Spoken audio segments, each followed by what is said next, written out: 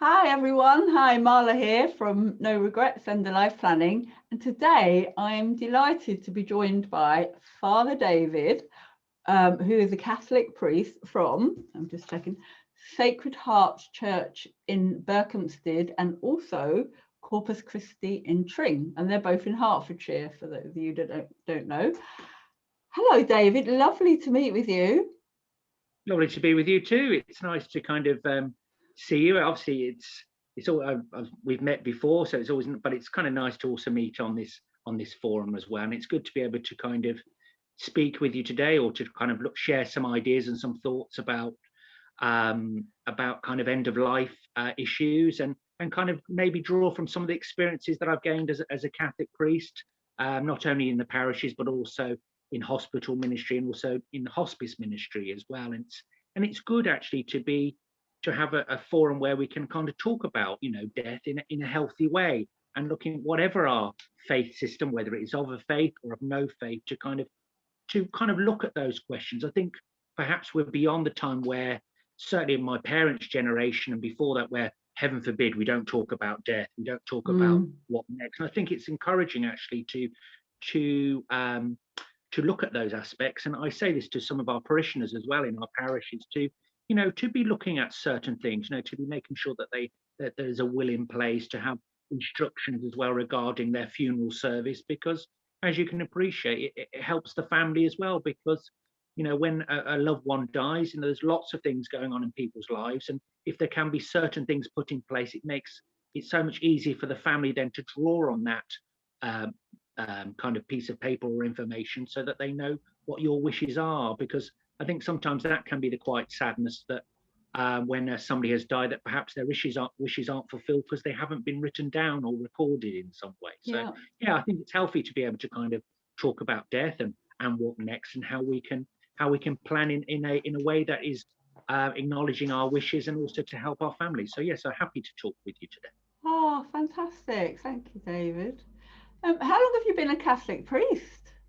I've been a Catholic priest about 7 years now. Yeah, 7 years. Before I was here, I was in Tottenham, as in North London, and then before that, I was in Harlesden, and I was also in Burnt Oak as well. So most of my ministry has been in North London. It's very different for a Catholic priest. We're a bit different to, say, Anglicans, where we're in a diocese, as we're called, and our bishop then sends us to the parishes in his area to serve. So I'd never heard of Berkhamsted and Tring until I arrived, but it's Really? very different from London. But yeah, I've been here now, 3.5 years now. So yeah, it's very much home.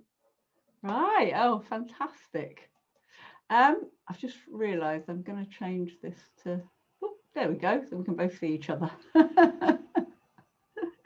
Lovely. Wow. Okay.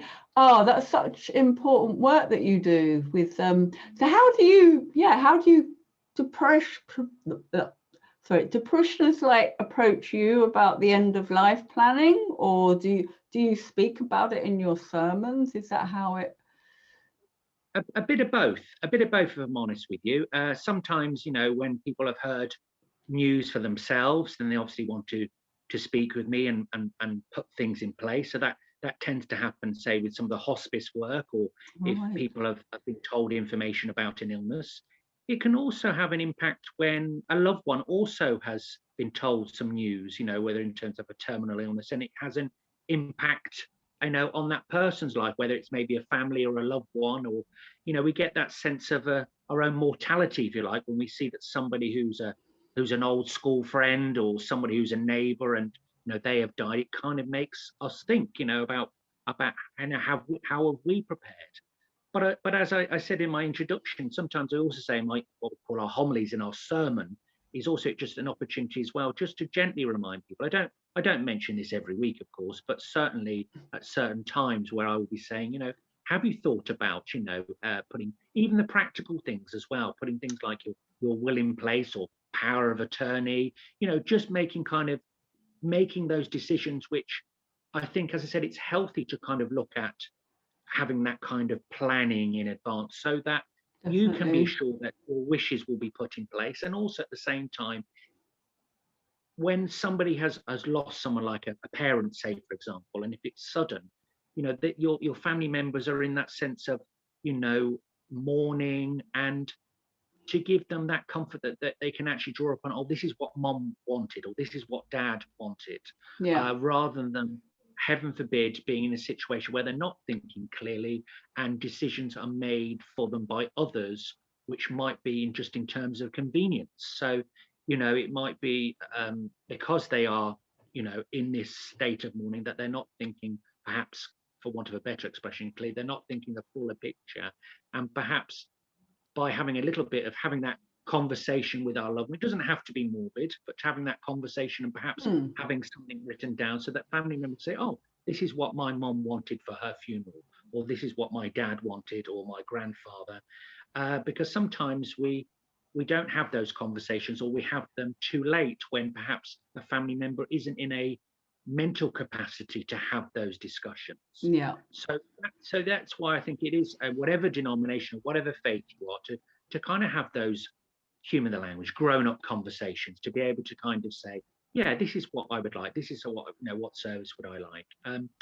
I'm speaking as a Catholic priest, so it's amazing so many times how people say, oh, well, yes, Father, I'm a Catholic, but I haven't been to church for years or whatever. But by the very nature of being a Catholic, you're entitled to a Requiem Mass, you're entitled to a Catholic Mass. But not a number of Catholics are not aware of that, especially those who perhaps haven't been to church for many years. So it's trying to kind of play on that information that, if you do have certain requests or certain things you would like in yourself, to let your children or your loved ones or whoever is your next of kin to be aware of your wishes and your desires, because that's what they want. They want to be able to send mom or dad, whoever, in the best way possible. So yeah, it's having that conversation and not feeling kind of morbid about it, or tempting fate, or whatever analogy you want to use. But Yeah, that's quite common, isn't it?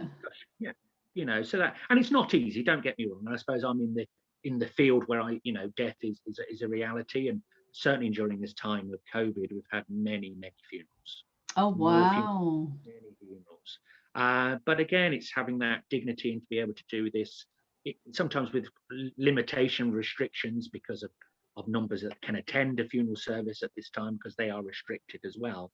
But to also still at the same time offer that sense of dignity and respect that our loved one deserves. So yeah, I suppose my first piece of advice would be to kind of have those conversations, and it doesn't have to be in a chilling way. It can be over a cup of tea, and just kind of start the ball rolling. And it doesn't have to be one conversation. It can be like a series of conversations, just to kind of see what family members how they wish that that the end of life measures are considered, and what to do in terms of a funeral. So yeah, have those conversations would be my first bit of advice as well.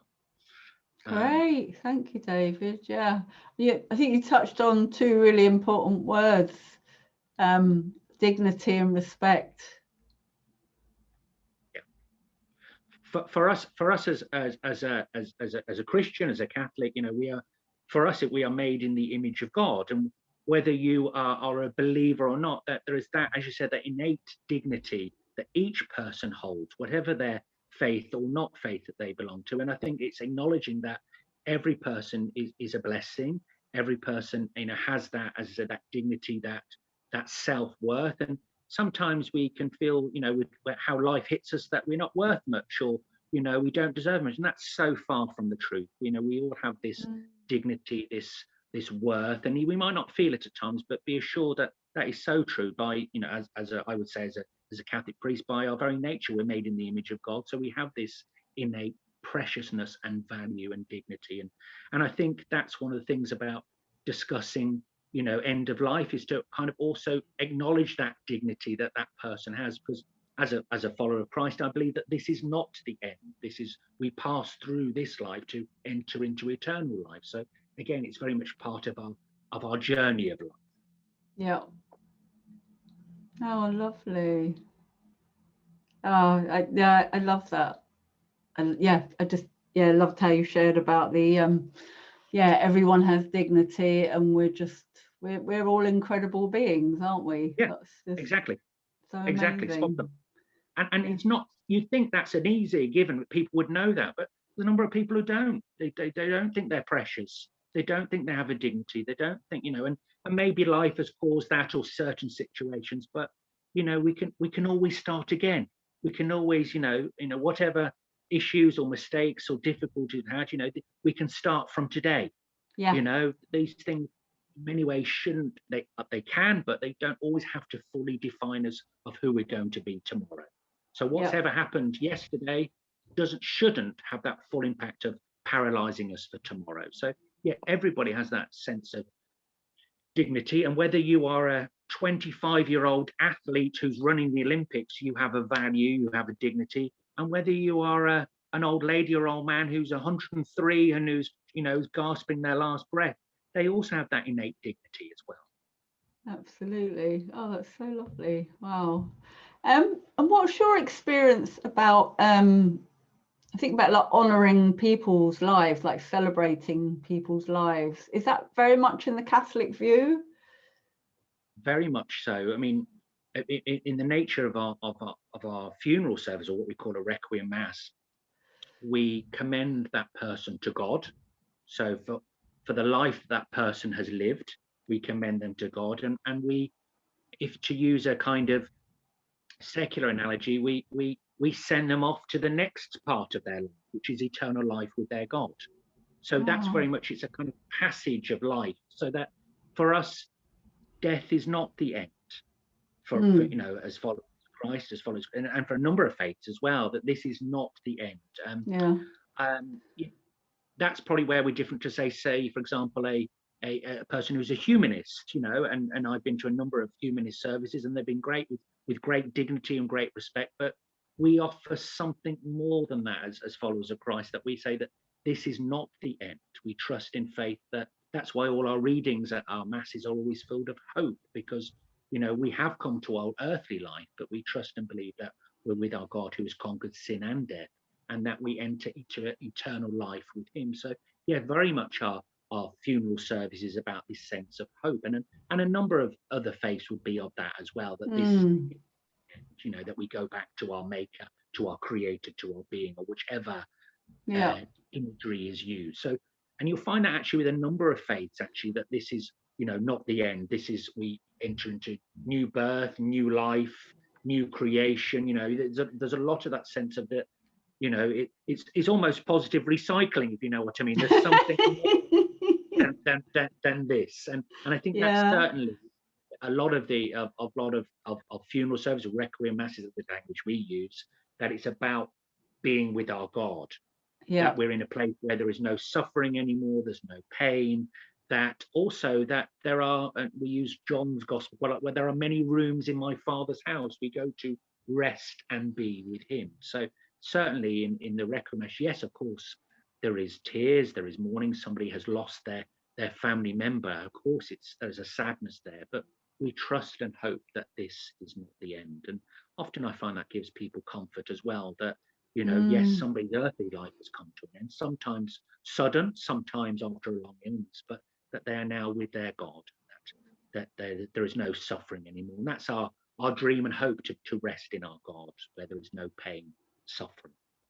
You asked about celebration, and I think it's important in a funeral, whatever it is, I'm speaking generically now, is that we have the opportunity to honor that person who has died, to give thanks to, and this bit I'll put God, but to give thanks for that person, the impact they've had on their lives, the effect they've had on our lives, to send them to God in my case, but to also to give thanks to that. And I think actually this is one of the things where certain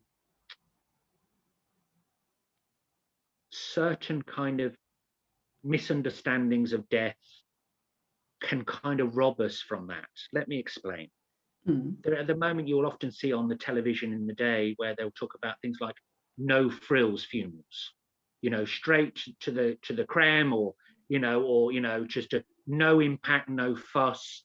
And they'll say, and they'll use actors who'll say, I didn't want any fuss, or I didn't want any burden on my family, so it was just going to be one of these straight to the crematorium and that's it. Now, there's two things there. The first thing,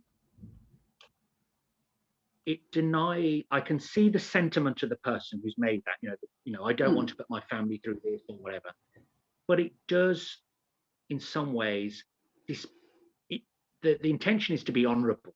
But unfortunately, I would say that I think actually there is an honour missing in that, because if you do it in such a way, it doesn't give the family the opportunity to mourn. It doesn't give the opportunity for family and friends to celebrate that person's life. And I think very much part of the grieving process is to have that sense of mourning, to have that celebrating of a person's life, to have that moment where we spend this focused time to give thanks for John's life, or to give thanks to Mary's life, whichever capacity, whether that's Roman Catholic like me, Anglican, pagan, humanist, whatever, this is not just a Catholic perspective. Yeah. I think there's a problem that it's perceived in a good way. Well, do it this way, doing no frills this, it's cheaper than that and all that. But I think actually there is something about commending that person who we love in a dignified, in an honourable way, where we do take time out to celebrate that person's life, to commend them to God.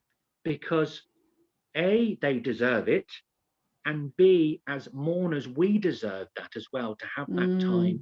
Even though it's hard and difficult, we might not have all the words. And say if a Catholic is here now, well, they might say, well, Father, I haven't been to Mass for years, or I don't know what to say. Go and speak to your priest. He will help you through this. If he's worth anything, if he's worth his, pinch of salt, he'll do these things for you. So you don't do this on your own. I'd also say very gently not to make rush decisions either. Not to make, okay, just, we'll just tick all the boxes that say that the funeral director, and funeral directors actually, most of them are excellent, but don't make the quick decisions. Really think it through. Don't be rushed into making and signing plans immediately. Really think it through. I'd encourage people to actually have their funeral plan done before they die, because A, on one level it's cheaper, and B, you can tell the funeral director what you want in advance and have a funeral plan. That would be my advice. But sometimes families aren't organized like that, and and it happens afterwards. But please not to be rushed into making decisions, to really think it through and what's being asked, and not necessarily to fill out a one size fits all program, because they don't always follow. Exactly. And there is a tendency to this is the program we offer. Well, actually, that's I would question that. I think that the family should be heavily involved in how the funeral should take place, and also those desires beforehand, rather than, because you see what's happened is that people coming to a funeral directors who are mourning are given too much information or whatever, or can't think clearly. And that's why it's so helpful to have this information before, to kind of help them to have a kind of a clearer idea of what the wishes are, rather than signing off a pre-packaged deal, which some of them are good, please don't misunderstand me, but it doesn't take into account factors that the person may have wanted, or so I'd just say that. I'd also say to people who are trying to plan funerals for their family, is to, when people are, my adage on life is I never make a decision when I'm feeling high as a kite, when I'm feeling really great, because ultimately it's never the right decision. I also don't make a decision when I'm lower, really feeling low, because ultimately those decisions are never the right ones. You try and make decisions when you're feeling kind of, middle of the road, if you know what I mean. Yeah. And that doesn't happen, does it, at a funeral? That doesn't happen like after someone's died in a funeral directors. Exactly right. You're going to funeral and you're feeling very low, and I would say just to try and make those decisions when you're feeling that, and that's where having this body of information. But I'd also say about people who are dying as well, just I'm asking people to look at these things when they're healthy. Exactly. Rather than making decisions when all of a sudden you've been told devastating news, or you're you're in the, there's a kind of philosophy and psychology of mourning, and just to be mindful of making those ever so important decisions, and be mindful of when a family member says to you, well, I don't want this, or I don't want this, or I don't want that. You think, well, that's unusual, because beforehand they said they wanted this, and what can happen is that we kind of respond to the last thing that's been said to us. Right. Do you know what I'm trying to say? Rather than, I'll give you a really terrible example.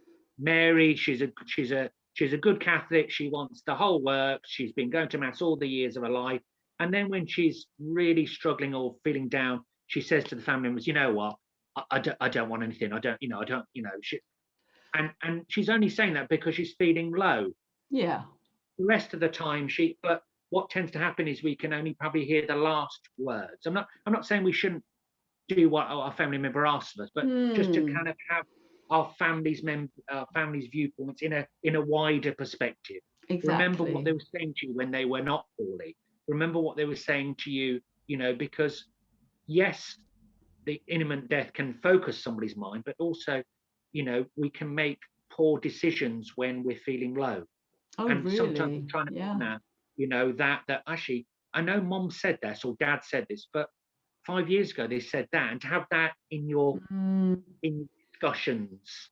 There's nothing sadder for me, if I'm honest with you, when I'm asked to go to the crematorium to do a crematorium service, and then when I get there and I find the lady's called Mary or Bridget, and she was a daily mass goer. She went to church every day of her life, and then what happened is her relatives who for whatever reasons are not involved in church then make a quick decision and we go straight to the crematorium and don't have the opportunity to do a requiem mass at their local church where they've worshipped for the last 60 years. Oh. So that, and maybe that's happened because the family are not aware, or perhaps the funeral director said, well, why don't you just do this and do this? Yeah. And that body of life that she's lived as a worshipping Catholic in this case isn't taken into account because things haven't been written down, things haven't been expressed. Yeah. And we're really susceptible, aren't we? Like when I know from my experience, like losing my parents, and we're just so open, aren't we? And kind of raw, and then to walk into a funeral directors, and then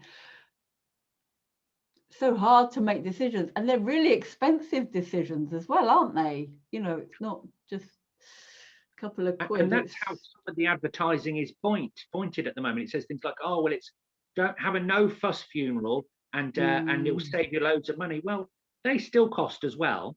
Yeah. And yes, funerals aren't cheap. Let's acknowledge that, because of obviously a number of factors that have to be taken into account.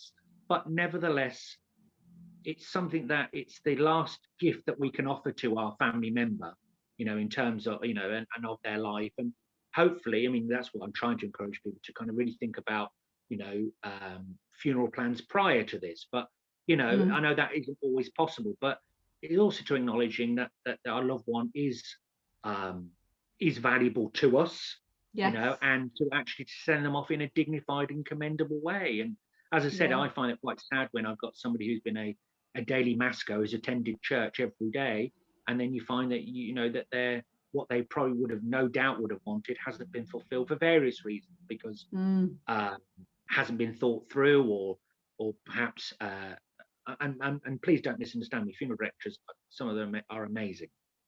The way they journey with people is amazing, but there are one or two who it's a product. It's it's a business. Yes. And it's like to follow a certain plan, and and not all funeral directors are good in that sense, or the quality of care. Some are excellent, some not so, and that's the difficult thing, really. And it's just trying to kind of, again, we're so susceptible at that really hard time in life, and it's trying to kind of, I think there's two responses: the family to be aware of what our loved one wants, and also for the loved one to express what they want as well, and to have those kind of conversations now. It's never too early, exactly. But it can also be too late. Yes, never too early. If anything in my discussions with you today is about, it's never too early, but it can be too late. And if you can just, whatever background, faith background or whatever you're from, just to acknowledge it, have that conversation. Gonna write that down. I like that one. Never too early. Right. That's all right. I'll take the commission from that. Okay. Absolutely. What did I want to ask? So when somebody reaches the end of life, because I remember with both my parents, we had the Catholic priest in to I've totally forgotten the name of it. Would you mean the last rites? The last rites, yes. Thank you. The last rites. Are you able to do that at the moment in times of COVID? Yeah, very much so. Yeah, I mean, there are what we call essential visits, and so in the care, we have a number of care homes and a hospice where I am, and I have a good relationship. I mean, we have a tremendous hospice down here, and the staff there and the volunteers and again that respect and that diligence and that care is second to none, really. So I commend anyone who's in the caring services and whatever. And yes, during this time, they normally what would happen, I'd go there as a proactive visit just to say hello and see how everybody is, but we can't do that at this time. But what happens is they will give me a call and say, John is approaching end of life, he's Catholic and he's asked to see the priest, or the family have asked to see the priest, and I'll go there. And in the old days, you just come in, but now I've got to wear the apron, the mask, the PPE, I look like Michelin Man, when I go in. Not meant to laugh at that, but geez. But so you go in, and of course you anoint, and for some it's a great comfort for the person who is dying. And as I said, whether you are a go to church every day type Catholic, or a Catholic who hasn't been to church for a number of years, what we call a lapsed Catholic or a resting Catholic, you're entitled to the sacraments. Now the sacraments are what we'd say in the church as grace moments, are either anointings or blessings which journey through life with us. So the first one is baptism, where we enter the church, but the last one is what we call the last rites, or the sacrament of the sick. And it's amazing actually what comfort and what release the sacrament can give to those who are dying, and also the comfort to the family that they know that their loved one is in God's care, and they know that, but also the sacrament gives that sense of something tangible, that they know that we've prayed for their loved one, and we've anointed them. What you do is we rest my hands on them, and then we anoint them with the holy oil, and it sends them on the way. So in many ways it's a great comfort for the person who is dying, and also for their family members as well. And even people who have said to me, Father, I haven't been to church for a year, or I don't really kind of believe in all that stuff, after praying together for their loved one and anointing, it's amazing how many people turn up and say, thank you, Father, for that. Just that presence and anointing. So I'd say to any Catholic out there, someone who perhaps hasn't been to church for a long time, and your mum, your elderly mum or your elderly dad or whoever, do ask their hospice or the hospital to, because in fact, all hospitals have their own Catholic chaplain. I mean, they have chaplains anyway. Some places, once upon a time, in the case of a Catholic, would be full-time. Now they're part-time, or they're attached to a parish. Like I'm not the official chaplain for the hospice, but because the hospice is in Berkhamsted, I go there as the Catholic priest to anoint. So all priests will go anoint somebody, for the last rites at home, or in the hospice. And my advice to you is, very gently, please don't wait to the very last minute, because that's what people have watched the American movies where they see the person who comes in just before the person is to die. It doesn't kind of work like that. So what I'd say to you is, when and maybe a family member might ask for it, or or you feel it's right, then just come, and then the priest will anoint, because there's nothing harder than when you actually eventually they call and the person has already died, because we can't offer the sacrament when the person is not alive. So it's when the person has died, excuse me. It's only when they're alive. So sometimes that can be a bit, I mean, we can still say prayers for the person who's died, please don't misunderstand me, but sometimes people wait right to the very end, and then of course what can happen, say, well, the priest didn't come. Well, the priest didn't come because he wasn't at home, or we just need a little bit of notice. So that's a little thing to just don't wait to the very last minute, please. And it's amazing what comfort, and it's also amazing what clarity those who are close to death have. I mean, I find that people who are very close to death, have a real focus, clarity, and there's a sense of being at peace as well. I can't quite fully describe it, but there's a certain kind of peace, that there's that in, and it's almost when the fear is dissipated, or the uncertainty, where it's just like, I'm ready to go. You see the sense of, this is my time, as it were, and there is such a thing as a good death as well. When it's that person's life has just come to its natural end, and sometimes it's very beautiful when you're there around the bed, and you know, you're anointing an old lady or an old man, and all the children and grandchildren. It's slightly different Oh, now with COVID, but before yeah. COVID, and it was actually was a good death, you know, you know, a kind of acknowledging of this person's life and the blessings that God has given to that person through their life, through their children, and through the experiences they've had. So yeah, yeah, it can be very helpful. Yes, thank you. Wow. Yeah. And I love what you said about presence. I think um, because you know, people don't want to talk about it or face it. It's like when maybe a loved one comes to the end of their life, they don't know how to kind of be with that person. And I mean, I was the same. Like when my mum was dying, it was like I think I was 20, and yeah, so we had the Catholic priest in, and he literally arrived within like the last hour of her life. Um, and it was very powerful. So there was like, yeah, the Catholic priest, and there was like my dad and my sisters and my brother, and it was very powerful just being holding that space for my mum Mm. as she, Yeah. yeah, as she died. It was really yeah, it was, yeah. And it's hard, isn't it? It's hard to express, but you Yeah. get that feel, you know. I know, even though you haven't said it, I know what you mean. Is that sense of presence, that sense of, and that space made, and that, you know, being there. Because as you said, it's not so much about the words; it's about being present to our loved one, and don't worry about what to say. You know, Mm, that loved one who is dying is still your loved one. They're just, you know, at that stage where they're, you know, they are dying, they are, you know, end of life, but, you know, still speak to them normally. And I always make you know, very important to me that when somebody who is probably in and out of consciousness, when I'm anointing them, to always speak to them as if they're hearing you and present, because we just don't know. So no. never write anyone, even towards the end of life, or anyone who's in a persistent vegetative state. That's medical ethics for another time. But, you know, always, you know, talk to that person, engage with that person, and you have nothing to fear. You have nothing to worry about. And just, yes, it is it's difficult. It's really difficult. Even for kind of, you know, it's a bit of an occupational hazard for me. But even when family members, you know, it's different dynamic again for me. You know, I'm a human as anyone else, but, you know, it's also I'm going to stick my neck out. It can also be a real blessed time, a real privileged time to spend that time with our loved one as they come towards the end of their life, and not to shirk away from it, or not. I don't know what to say. I don't know what to do. Just be Mm, there.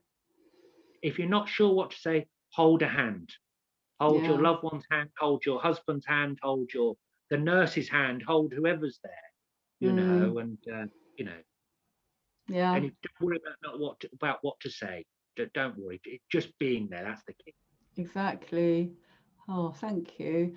Yeah, 2 years ago, we got a call that my cousin had got, he had a freak accident. He was going to the shop, literally walking to the shops, and a car went off the pavement into him, into a house, and he ended up in Plymouth Hospital, and he was on like a ventilator, like life support machine. And then we got the news, and then I drove down there from Bristol, and I was, yeah, so I was with him, and I think he had his godchildren there as well. And that's what the nurse was saying, like, you know, the last sense to go is the hearing. So we were talking to him, and I held his hand, and I just thought to sing Amazing Grace, Good, excellent. and I sung that. And it was just, yeah, I mean, I didn't know what to say, but it just came to me. It's like sing a Yeah, song. So I sung Amazing Grace, and it was just holding his hand. And then, yeah, it was really beautiful. It is hard to describe, isn't it, when you're with someone at the end of their life? But I think it's such, like you say, such a privilege and such an honor. it's one of Yeah. the people ask me as a priest. They say, why did you become a priest? And, you know, and I'd say one of the reasons I became a priest, because it's a great privilege to be a priest, because you're with people during the happiest and saddest times of their lives. So you're with people during baptisms, weddings, celebrations, and it's a real blessing to be part of that. But it's also a real blessing to be with people, to have that intimacy, for want of a better word, to be allowed Mm. into people's lives and to share with them their. No, this might sound a bit strange on one level, but just to go a little bit deeper, to be with people, during times of difficulty, during times of grief, to kind of to be with them and to support them, and sometimes it's, you know, be just to be there to be somebody, in my case, who's other. I'm not a family member, Yeah. but I'm there and I'm present, and sometimes people want to share stuff because it's not just about there's somebody who's dying, but it can also evoke things in the people who are there as well. Um, it's amazing how many times I conduct a wedding and you'll see people really kind of sobbing at the wedding, and you think to yourself, Mm. this is a wedding. I wonder why they're upset. And then when you go up to them gently and have a chat with them, you realise the last time that we were at a church, or when they were in that church, was when it was the funeral of their father or their mother or their Right. brother or their sister.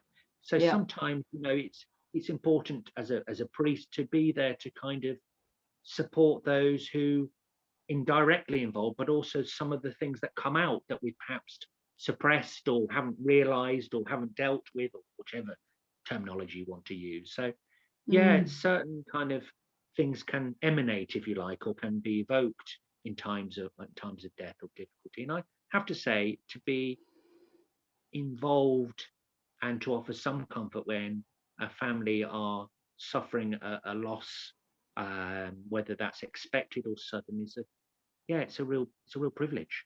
It's Mm. a real privilege to be involved in that way, to kind of be involved with the family while they're giving thanks to God in this case, or whichever case, that they are offering their loved one to the next stage, wherever they feel that they're going to. So yeah, it's a real blessing, as I would feel, as a priest, to kind of be with people during the happiest and saddest times of their lives. And Yeah. yeah, it's a real blessing for me.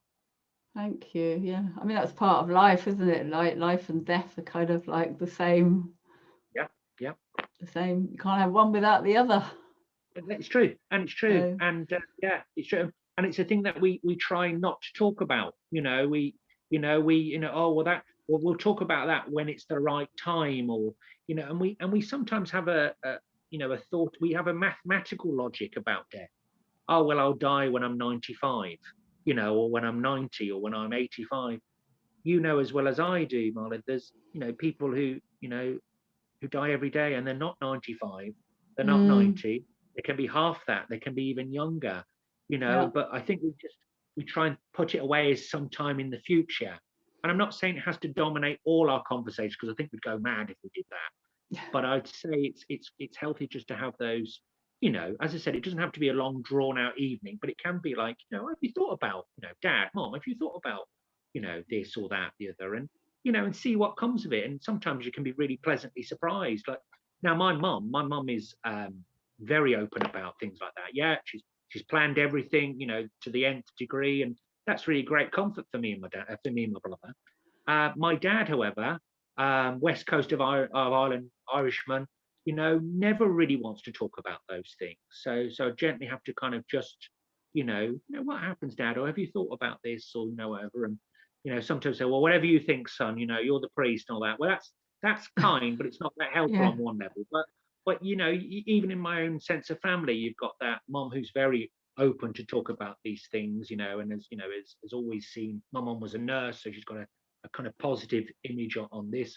While my dad would probably be of a certain age and generation where, you don't talk about those things, son. Mm, So and we're probably somewhere, all of us, in between where my mum and dad lie, really, if we're honest. yeah. But it is, yeah, I would, as I said, it's never too, it's never too early, because it can be too late. So yeah, I'd encourage that to Absolutely. everybody, and not to worry. So if you are, in my case, if you are a Catholic and you haven't been near the church for a while, or don't know, or go and make an appointment to see a priest. Or, I mean, it's slightly different now, we're in a different time, but drop them an Yeah. email, or or talk through on the, obviously talk to yourself, or and kind of look at it in a healthy way, because we look at various other things in advance, like we plan our lives, and why not plan our death as well? Exactly. We plan for everything, really, don't we? Birth, all parts of life. Yeah. Yeah. So yeah, and thank you, because I know you supported my dear brother and his sister, my sister-in-law, with planning their service. So thank you. They're still with us. Yeah, but actually, as much as you tease, that's the point, because that's the thing. When you mention it, people then and you felt like upset, and they're still with us, because that's the thing about doing when we are of sound of mind, because your brother and your sister-in-law are very much sound of mind, and they're parishioners here. That's how I know them so well. But they've been quite right to kind of start looking at those things now, because they're in good health, and they are in good health, thanks be to God, and it's good to look at those things when you are, because then you can, look at it as a part of the extension of your will. We're all encouraged to write our wills. We're all encouraged to do this. So I do that as our kind of, about our life as well, and about how, because, things can turn quite quickly. As you said, you mentioned about your cousin. Things can be instant. And whilst you've got the opportunity, and this is what I might leave you with, if that's okay, we all think we've got lots of, decisions and time, but sometimes that time can be taken from us. And then what happens is those decisions are made for us. Yes. And then it's too late. Then it's too late, because all of a sudden they're made for us, because we haven't got capacity or whatever. And I say this to my parents, and I say this to one of the elderly priests who live around here, is you've got the opportunity to make these decisions, make them now, because there may be a time when you'll not be able to make those decisions. And that's not, please don't think that's perceived as a threat. It's just how life can sometimes can turn, and I mean, I've seen many a fit gentleman who's in his late 70s, who's still working hard, doing the odd job, and then in a couple of years later, they're struggling, because in those 2 years, ailments and difficulties and illnesses have caught up with them. Yeah. So whilst you're in sound of mind, make those decisions now, rather than making those decisions when perhaps, dare I say, you're not sound of mind, or somebody else makes them on your behalf. Exactly. Father David, thank you so much. Is that all right? Absolute pleasure. I've tried to cover too many areas in Blast, but if you ever want to kind of look at something about good death, or what next, or whatever, then by all means, because it's something that we should be looking at. We should be talking about in a way that we talk about everything else. And it doesn't have to be morbid, and it's a thing that goes beyond faith as well. Well, he's the Catholic priest, so that's only for Catholics. No, I'm talking very generically as well. Yeah. And at the end of the day, none of us can avoid death. None of us. Yeah. Death and taxes. Christ, that's because I'm a follower of Christ. But he overcome. But in our humanity, none of us can. There's certainties that we're all going to die, and we don't have to be morbid about that. But we can be kind of looking at how we can help ourselves and also help our families. Absolutely. Thank you so much. Thank you. Pleasure. God bless you, and I'll talk to you at some